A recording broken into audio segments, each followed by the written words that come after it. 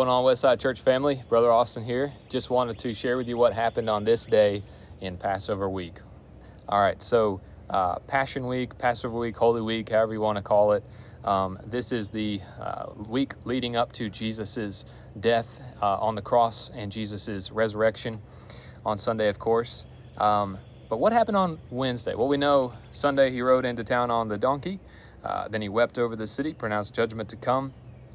Monday, he cursed the fig tree, came into the temple, overturned tables, and basically said, "Why are you making my house a den of robbers instead of a house of prayer for all nations," which is what it should be. We know that then he left that night, and the next day, Tuesday, he gets up, goes out. The disciples notice on the way that the fig tree that he cursed the day before was withered, and then Jesus goes in on Tuesday, and the religious leadership sees him and immediately says, "Who gave you this authority to do these things in this temple?" And Jesus says, "Destroy this temple, in 3 days I'll raise it up," talking about his death and resurrection. That blew them away. They didn't understand what he was talking about. They try to trap him. Jesus, in turn, traps them in what they're saying and exposes them and pronounces woes on them. So it's Jesus toe-to-toe with the religious establishment and exposing the fact that he is the good shepherd and they are the false leaders. Well, then he goes out that night, and the disciples, of course, are going with him. And then on Wednesday, he goes back in and he teaches. And so what happens on Wednesday is that he teaches some more. In our Bibles, we don't have the content of what he taught. All it says is that he taught on Wednesday some more. But what we do have in our Bibles about Wednesday, what we believe happened on Wednesday, is that Judas plotted together with the chief priests and the officers to betray Jesus. Okay, so this is the day of the planning and the plotting for his betrayal. I'm going to read it for us in the Gospel of Luke. You can also find it in Matthew chapter 26 and verses 3 through 5, and also Mark chapter 14, verses 1 and 2. But I'm going to read from Luke chapter 21 and the end and on into chapter 22. It says this: "And every day he, Jesus, was teaching in the temple. But at night he went out and lodged on the mount called Olivet. And early in the morning all the people came to him in the temple to hear him. Now the feast of unleavened bread drew near, which is called the Passover. And the chief priests and the scribes were seeking how to put him to death, for they feared the people. Then Satan entered into Judas, called Iscariot, who was of the number of the 12.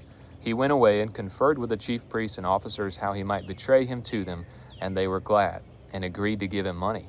So he consented and sought an opportunity to betray him to them in the absence of a crowd."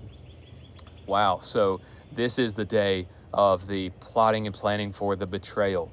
And what this really stands out to me and communicates to me here is that that even when Satan and sinners were working and plotting to crucify the Son of God, that they had this wicked, sinister plan that actually they were working into God's perfect salvation plan. Boy, how encouraging that is in this COVID-19 crisis to know that what sinners and what Satan intend for evil, as Joseph told his brothers in Genesis 50, God intends for good. God has a plan and a purpose, no matter how it looks like God's not working, no matter how it looks like everything's falling apart. As one song says, when everything looks like it's falling apart, just remember, it's falling into place. God's perfect plan is coming to fulfillment. This passage also encourages me with the idea that Jesus knew when he chose Judas that Judas was going to betray him. Just imagine that. 3 years, rewind 3 years, and there Jesus is, picking out the 12 disciples. He could have picked someone else, but he chose Judas. He knew that Judas would betray him. He poured into Judas. He ministered to Judas. He treated Judas just as the other disciples. He even gave him the ability to be in charge of the finances of their ministry. And yet, he knew all along that this would be the Achilles heel, so to speak, in this mission. Now, of course, he chose Judas knowing it would cost him the cross, knowing that he would have to go there and suffer for us. And yet we have to remember that God